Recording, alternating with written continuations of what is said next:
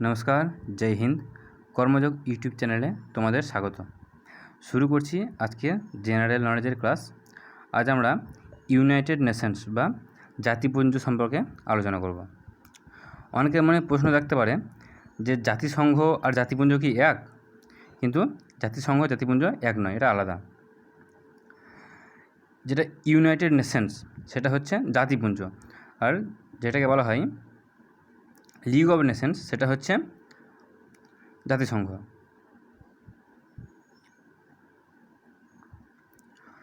প্রথম বিশ্বযুদ্ধের পরবর্তীকালে লিগ অফ নেশনস অর্থাৎ জাতিসংঘ প্রতিষ্ঠা হয় 1919 সালে, যার সদর দপ্তর সুইজারল্যান্ডের জেনেভাতে। লিগ অফ নেশনস বা জাতিসংঘ কেন প্রতিষ্ঠা হয়েছিল? এরা প্রতিষ্ঠা হয়েছিল যুদ্ধ যাতে না হয়, যাতে বিশ্বে শান্তি প্রতিষ্ঠা হয়, তাই বিশ্বে শান্তি প্রতিষ্ঠার জন্য প্রতিষ্ঠিত হয়েছিল জাতিসংঘ বা লিগ অফ নেশনস 1919 সালে। কিন্তু তা ফলপ্রসূ হয়নি। এরপরেও দ্বিতীয় বিশ্বযুদ্ধ হয়েছে। তাই দ্বিতীয় বিশ্বযুদ্ধের পরবর্তীকালে গঠন করা হয় ইউনাইটেড নেশনস বা জাতিপুঞ্জ। এই ইউনাইটেড নেশনস বা জাতিপুঞ্জ গঠনের একটি উদ্দেশ্য, এর উদ্দেশ্য পৃথিবীতে শান্তি বজায় রাখা, যুদ্ধ থেকে বিরত থাকা। জাতিপুঞ্জ প্রতিষ্ঠিত হয় কত সালে? 1.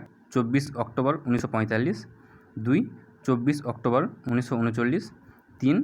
24 অক্টোবর 1942, 4. 24 অক্টোবর 1944। আমরা জানি প্রথম বিশ্বযুদ্ধ হয়েছিল 1914 থেকে 1918 পর্যন্ত। এরপর প্রতিষ্ঠা হয়েছে জাতিসংঘ বা লিগ অফ নেশনস 1919 সালে।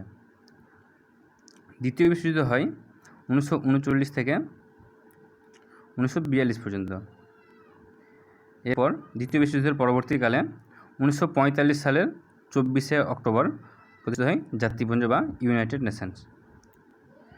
ইউনাইটেড নেশনসের অনেকগুলি অঙ্গ আছে, যেমন জেনারেল অ্যাসেম্বলি বা সাধারণ সভা, নিরাপত্তা পরিষদ বা সিকিউরিটি কাউন্সিল, এইসব নিয়ে আলোচনা করব। জাতিপুঞ্জ প্রতিষ্ঠার সময় আমেরিকার রাষ্ট্রপতি কে ছিলেন? 1. Roosevelt, 2. George Washington, 3. Churchill, 4. Hitler. জাতিপুঞ্জ প্রতিষ্ঠার সময় আমেরিকার রাষ্ট্রপতি ছিলেন রুজভেল্ট। ইউনাইটেড নেশনস বা জাতিপুঞ্জ গঠনে অগ্রণী ভূমিকা নিয়েছিলেন রুজভেল্ট, আমেরিকার রাষ্ট্রপতি। জাতিপুঞ্জ প্রতিষ্ঠার সময় ব্রিটিশ প্রধানমন্ত্রী কে ছিলেন? 1. Churchill, 2. Stanley, 3. Stalin, 4. Lord Mayo. জাতিপুঞ্জ প্রতিষ্ঠার সময় ব্রিটিশ প্রধানমন্ত্রী ছিলেন উইনস্টন চার্চিল। জাতিপুঞ্জ প্রতিষ্ঠার সময় সোভিয়েত ইউনিয়ন এর রাষ্ট্রপতি কে ছিলেন? 1. Stalin, 2. Putin, 3. Martin Luther, 4. Attlee. এখন যেটার নাম রাশিয়া, সেটা তখন নাম ছিল সোভিয়েত ইউনিয়ন বা সোভিয়েত রাশিয়া, ইউএসএসআর। এই জাতিপুঞ্জ প্রতিষ্ঠার সময় সোভিয়েত ইউনিয়নের রাষ্ট্রপতি ছিলেন স্ট্যালিন। রাশিয়ার বর্তমান রাষ্ট্রপতির নাম পুতিন। জাতিপুঞ্জের সদর দপ্তর কোথায় অবস্থিত? 1. New York, 2. Washington DC, 3. London, 4. Paris. জাতিপুঞ্জের সদর দপ্তর অবস্থিত নিউ ইয়র্কে। জাতিপুঞ্জের সরকারি ভাষা হলো ইংরেজি এবং ফ্রেঞ্চ। এছাড়াও চীনা, রাশিয়ান, আরবি এবং স্প্যানিশ ভাষাকেও স্বীকৃতি দেওয়া হয়েছে। জেনারেল অ্যাসেম্বলি বা সাধারণ সভা, এটা হচ্ছে জাতিপুঞ্জের এক অঙ্গ। এখানে সদস্য আছে 193টি দেশ হচ্ছে এই ইউনাইটেড নেশনস এর জেনারেল অ্যাসেম্বলি বা সাধারণ সভার সদস্য। এর একটা গুরুত্বপূর্ণ অঙ্গ হলো সিকিউরিটি কাউন্সিল বা নিরাপত্তা পরিষদ। এই নিরাপত্তা পরিষদে মোট সদস্য সংখ্যা হচ্ছে 15টি। 15টি দেশ এই সিকিউরিটি কাউন্সিল বা নিরাপত্তা পরিষদের সদস্য। তার মধ্যে 5টি স্থায়ী সদস্য বা পার্মানেন্ট সদস্য এবং 10টি হচ্ছে নন পার্মানেন্ট সদস্য। এই নন পার্মানেন্ট সদস্য যেটা হয়, অস্থায়ী সদস্য, সেটা হয় 2 বছরের জন্য। এই যে 5টি দেশ পার্মানেন্ট সদস্য, এদের মধ্যে ভেটো পাওয়ারটা আছে। সেই দেশগুলো হলো America, Soviet Russia, England, France এবং চীন। লিগ অফ নেশনস বা জাতিসংঘ ব্যর্থ হয়েছিল, কিন্তু জাতিপুঞ্জ বা ইউনাইটেড নেশনস সেখানে সফল। এর কারণ হচ্ছে দেশগুলির নাম দেখলে বোঝা যাবে যে দ্বিতীয় বিশ্বযুদ্ধে যে দেশগুলি জয়ী হয়েছিল তারাই ছিল head. America, Soviet Russia, England, France এবং চীন। এই Soviet Russia, America, England, France এগুলো ছিল জয়ী প্রার্থী। এরাই পার্মানেন্ট সদস্য পদ গ্রহণ করে। এর মধ্যে ভেটো ক্ষমতাটা আছে, যেটা নন পার্মানেন্ট সদস্যের মধ্যে নেই। ভারত আজ পর্যন্ত 7বার নন পার্মানেন্ট সদস্য হয়েছে।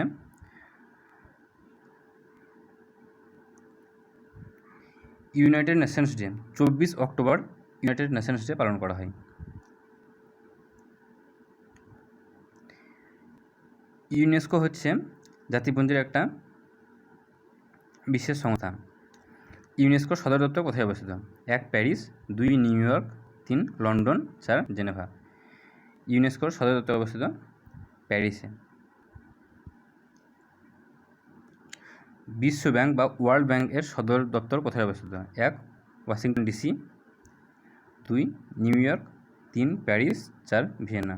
ওয়ার্ল্ড ব্যাংকের সদর দপ্তর অবস্থিত ওয়াশিংটন ডিসিতে।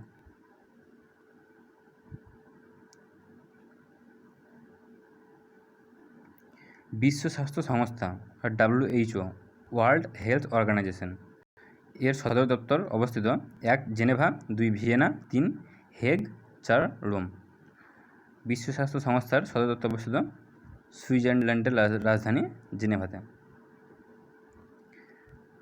এগুলি হচ্ছে ইউনাইটেড নেশনসের বিশেষ সংস্থা।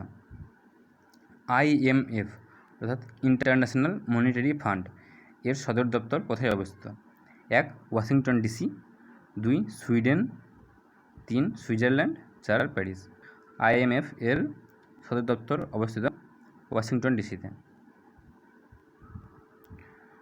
পরের প্রশ্ন, বিশ্ব বাণিজ্য সংস্থা বা WTO অর্থাৎ ওয়ার্ল্ড ট্রেড অর্গানাইজেশন, যেটা 1995 সালের 1 জানুয়ারি প্রতিষ্ঠা হয়, এর সদর দপ্তর কোথায় অবস্থিত? 1 Geneva, 2 Vienna, 3 Hague, 4 Madrid. WTO এর সদর দপ্তর অবস্থিত জেনেভাতে। বিশ্ব বাণিজ্য সংস্থার প্রথম সম্মেলন হয়েছিল সিঙ্গাপুরে 1996 সালে। আন্তর্জাতিক বিচারালয় ইন্টারন্যাশনাল কোর্ট অফ জাস্টিস, এটা ইউনাইটেড নেশনসের একটা অঙ্গ। এর সদর দপ্তর কোথায় অবস্থিত? 1 Hague, 2 Madrid, 3 Geneva, 4 new York. International court of justice এর সদর দপ্তর অবস্থিত হেগে, নেদারল্যান্ডের রাজধানী হেগে। আন্তর্জাতিক বিচারালয়ে বিচারপতির সংখ্যা কতজন? আন্তর্জাতিক বিচারালয় প্রতিষ্ঠা হয় 1946 সালে।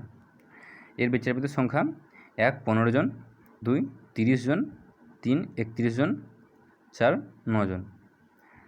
আন্তর্জাতিক বিচারালয়ের বিচারপতির সংখ্যা হচ্ছে 15 জন। আন্তর্জাতিক বিচারালয়ের বিচারপতির মেয়াদ কত বছর? 1 9 বছর, 2 6 বছর, 3 5 বছর, 4 10 বছর। আন্তর্জাতিক বিচারালয়ের বিচারপতির মেয়াদ 9 বছর। আন্তর্জাতিক বিচারালয়ের সরকারি ভাষা হলো ফ্রেঞ্চ এবং ইংরেজি। ADB অর্থাৎ এশিয়ান ডেভেলপমেন্ট ব্যাংক, যেটা 1966 সালে প্রতিষ্ঠা হয়, এর সদর দপ্তর কোথায় অবস্থিত?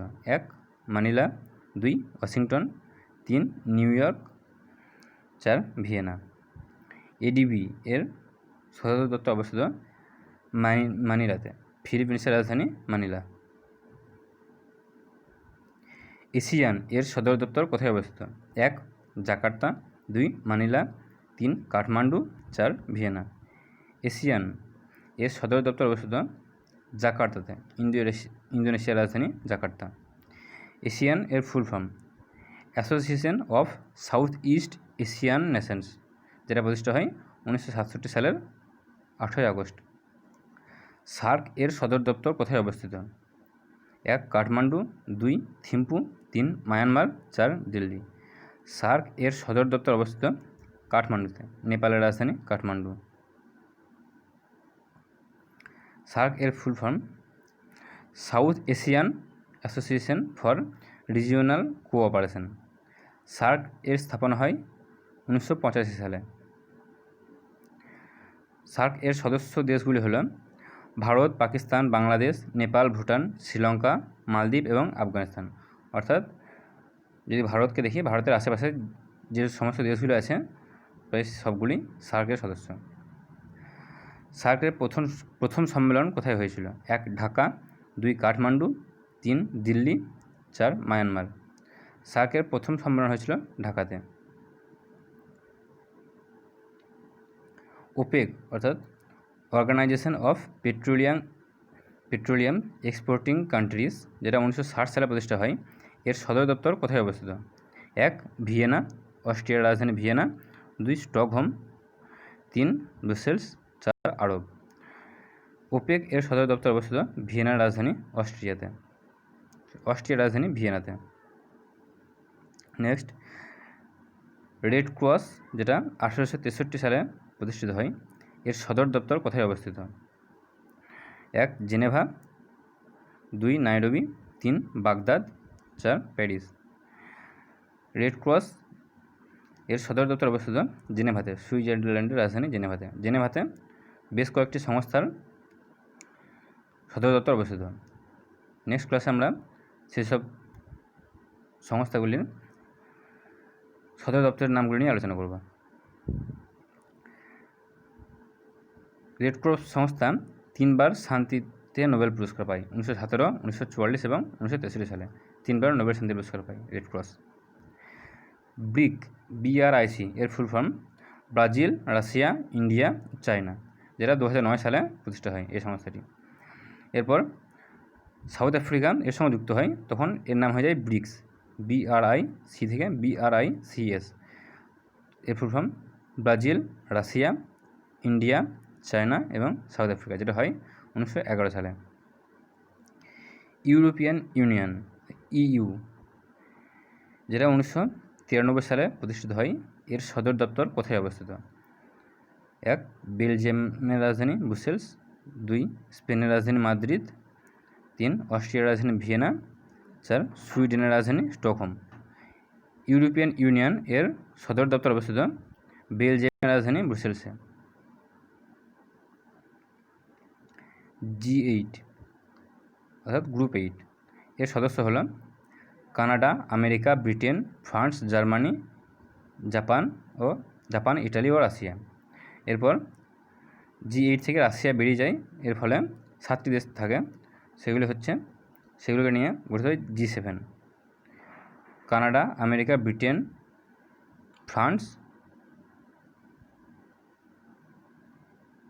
ফ্রান্স, জার্মানি, জাপান ও ইটালি।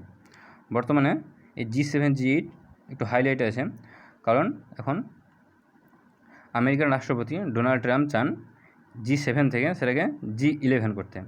অর্থাৎ এখন যে 7টা সদস্য আছে এর সঙ্গে ভারত, রাশিয়া, অস্ট্রেলিয়া এবং দক্ষিণ কোরিয়াকে যুক্ত করে তিনি G11 গ্রুপ করতে চান।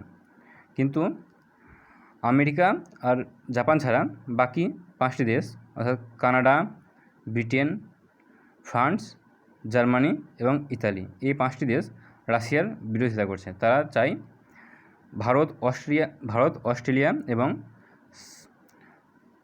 দক্ষিণ কোরিয়া G7 সঙ্গে যুক্ত হয়ে G10 গঠিত হতে পারে, কিন্তু রাশিয়াকে তারা এর সঙ্গে যুক্ত করতে চায় না, বিভিন্ন কারণ আছে এগুলোর জন্য। তাই এখন সেটা G11 হবে না G10 হবে, সেটা এখন পরবর্তীকালে জানা যাবে। আরও একটা রিসেন্টলি ঘটনা, ভারতের প্রধানমন্ত্রী নরেন্দ্র মোদী একটা সাজেশন দিয়েছেন যে ইউনাইটেড নেশনসকে আবার নতুনভাবে গঠন করা হোক। অর্থাৎ তখন দ্বিতীয় বিশ্বযুদ্ধের পরবর্তীকালে ইউনাইটেড নেশনস গঠিত হয়েছিল। এখন এই করোনা পরিস্থিতিতে তিনি চান এরপর আবার ইউনাইটেড নেশনস নতুনভাবে একটু মডিফাই করা হোক। ভিডিওটি প্রথম থেকে শেষ পর্যন্ত দেখার জন্য ধন্যবাদ। ভিডিওটি ভালো লেগে থাকলে অবশ্যই লাইক, কমেন্ট, শেয়ার করবেন। আমাদের কর্মযোগ ইউটিউব চ্যানেলটি সাবস্ক্রাইব করবেন। ধন্যবাদ।